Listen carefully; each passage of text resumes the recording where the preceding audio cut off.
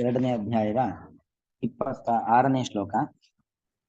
ಅಥ ಚೈನಂ ನಿತ್ಯಜಾತಂ ನಿತ್ಯಂ ವಾ ಮನ್ಯಸೆ ಮೃತಂ ತಥಾಪಿ ತ್ವಂ ಮಹಾಬಾಹೋ ನೈವಂ ಶೋಚಿತುಮರ್ಹಸಿ. ಅಥ ಚ ಏನಂ ನಿತ್ಯಜಾತಂ ನಿತ್ಯಂ ವಾ ಮನ್ಯಸೆ ಮೃತಂ ತಥಾ ಅಪಿ ತ್ವಂ ಮಹಾಬಾಹೋ ನ ಏವಂ ಶೋಚಿತುಂ ಅರ್ಹಸಿ.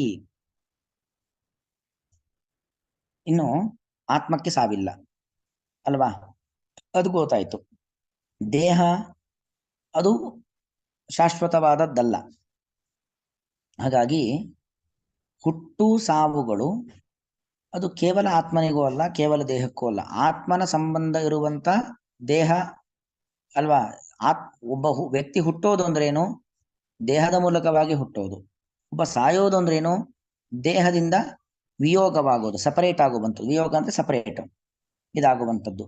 ಅಂತೂ ಈ ಹುಟ್ಟು ಸಾವುಗಳಂತೂ ನಿರಂತರವಾಗಿ ಬರುವಂಥದ್ದಲ್ವಾ. ಮೋಕ್ಷಕ್ಕೆ ಹೋಗುವವರೆಗೂ ನಿರಂತರವಾಗಿ ಅವನ ಪುಣ್ಯ ಪಾಪಗಳಿಗೆ ಅನುಗುಣವಾಗಿ ನಿರಂತರವಾಗಿ ಹುಟ್ಟುತ್ತಾ ಇರಬೇಕು, ನಿರಂತರವಾಗಿ ಸಾಯ್ತಾ ಇರಬೇಕು.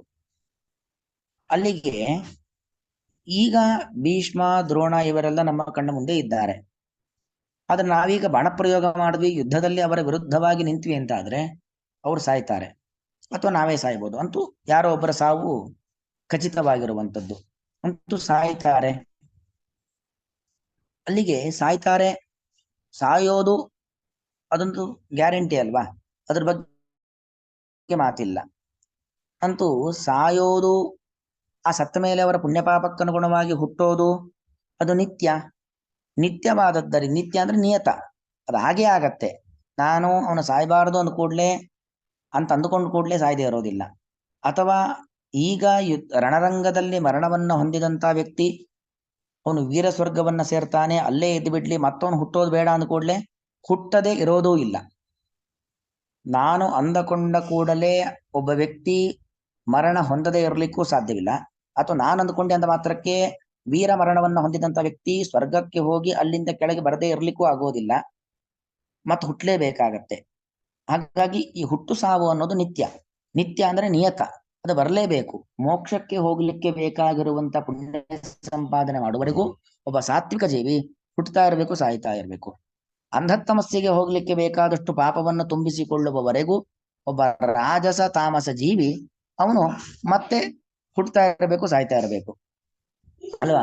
ಈ ರೀತಿಯಲ್ಲಿ ಆಗ್ತಾನೆ ಇರಬೇಕು. ಆ ದುಃಖ ಅಂತೂ ಬಂದೇ ಬರುತ್ತಲ್ವಾ ಅಂತ ಹೇಳಿದ್ರೆ ಕೃಷ್ಣ ಅದಕ್ಕೆ ಉತ್ತರ ಕೊಡ್ತಿದ್ದಾನೆ. ಹಾಗಾದರೂ ಕೂಡ ನೀನು ದುಃಖ ಪಡಬಾರದು. ಯಾಕೆ ದುಃಖ ಪಡಬಾರದು ಅನ್ನೋ ಕಾರಣ ಮುಂದೆ ಕೊಡ್ತಾನೆ. ಇಲ್ಲಿ ಹೇಳ್ತಾ ಇರೋದ್ರೆ ದುಃಖ ಪಡಬಾರ್ದಷ್ಟೇ. ಅಥಚ ಇನ್ನೊಂದು ರೀತಿಯಲ್ಲಿ ನೋಡುವುದಾದರೆ ಏನಂ ಈ ಜೀವನನ್ನು ನಿತ್ಯಜಾತಂ ದೇಹದ ಮೂಲಕವಾಗಿ ನಿಶ್ಚಯವಾಗಿ ಹುಟ್ಟುವವನು ಅಂದ್ರೇನು? ಅವನ ಪ್ರಾರಬ್ಧಕ್ಕನುಗುಣವಾಗಿ, ಪುಣ್ಯ ಪ್ರಾರಬ್ಧಕ್ಕನುಗುಣವಾಗಿ ಒಳ್ಳೆಯ ಕುಟುಂಬದಲ್ಲಿ, ಪಾಪ ಪ್ರಾರಬ್ಧಕ್ಕನುಗುಣವಾಗಿ ಕೆಟ್ಟ ಕುಟುಂಬದಲ್ಲಿ ನಿಯಮಿತವಾಗಿ ಕಂಪಲ್ಸರಿ ಮಸ್ಟ್ ಅಂಡ್ ಶುಡ್ ಅವನು ಹುಟ್ಟುತ್ತಾನೆ.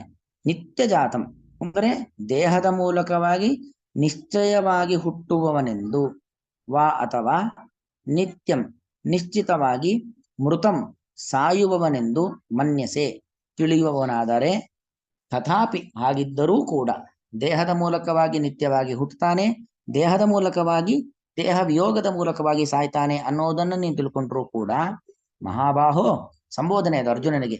ಎಲೆ ಮಹಾಬಾಹುವೇ ಅಂದ್ರೆ ಮಹಾಬಾಹು, ಮಹಾಬಲಿಷ್ಠ ನೀನು. ಒಬ್ಬ ಬಲಿಷ್ಠ ಯಾರನ್ನು ಬಲಿಷ್ಠ ಅಂತ ಕರಿತೀವಿ ಅಂದ್ರೆ, ದೇಹ ದಪ್ಪ ಇದ್ದ ಮಾತ್ರಕ್ಕೆ, ದೇಹ ಎತ್ತರ ಇದ್ದ ಮಾತ್ರಕ್ಕೆ, ದೇಹ ಗಟ್ಟಿಮುಟ್ಟಾಗಿದ್ದ ಮಾತ್ರಕ್ಕೆ ಒಬ್ಬನನ್ನ ಬಲಿಷ್ಠ ಅಂತ ಕರೆಯೋದಿಲ್ಲ. ದೇಹದಾರ್ಢ್ಯದ ಜೊತೆಗೆ ಮನೋದಾರ್ಢ್ಯ ಬೇಕು. ಅದನ್ನು ಕೃಷ್ಣ ಉಲ್ಲೇಖ ಮಾಡ್ತಾ ಇದ್ದಾನೆ. ಮನಸ್ಸು ಗಟ್ಟಿ ಇರುವುದರಿಂದ ನೀನು ಮಹಾಬಾಹುವಾಗಿದ್ದೀಯ. ಯಾಕಂದ್ರೆ ತೂಕದಲ್ಲಿ, ಆಕಾರದಲ್ಲಿ ಅರ್ಜುನನಿಗಿಂತಲೂ ಬಲಶಾಲಿಗಳು ಬೇಕಾದಷ್ಟು ಜನ ಇದ್ದಾರೆ. ಆದರೆ ಅರ್ಜುನನ ಪರಾಕ್ರಮದ ಮುಂದೆ ಅವರ ಪರಾಕ್ರಮ ಏನೂ ಇಲ್ಲ. ಹಾಗಾಗಿ ಮನೋಬಲದ ಮೂಲಕವಾಗಿ ಬಾಹುಬಲವನ್ನ ಸಂಪಾದನೆ ಮಾಡಿರ್ತಕ್ಕಂಥ ವ್ಯಕ್ತಿ ನೀನು. ನಿನ್ನಂತವ್ರು ಹೀಗೆಲ್ಲ ದುಃಖ ಪಡಬಾರದು. ದೇಹದ ಮೂಲಕವಾಗಿ ಹುಟ್ಟುತ್ತಾರೆ, ದೇಹ ವಿಯೋಗದ ಮೂಲಕವಾಗಿ ಸಾಯ್ತಾರೆ ಅನ್ನೋ ವಿಚಾರದಲ್ಲಿ ತ್ವಂ ಏವಂ ಶೋಚಿತಂ ಅರ್ಹಸಿ. ತ್ವಂ ಅಂದ್ರೆ ನೀನು ಈ ರೀತಿಯಲ್ಲಿ ದುಃಖ ಪಡಬಾರದು.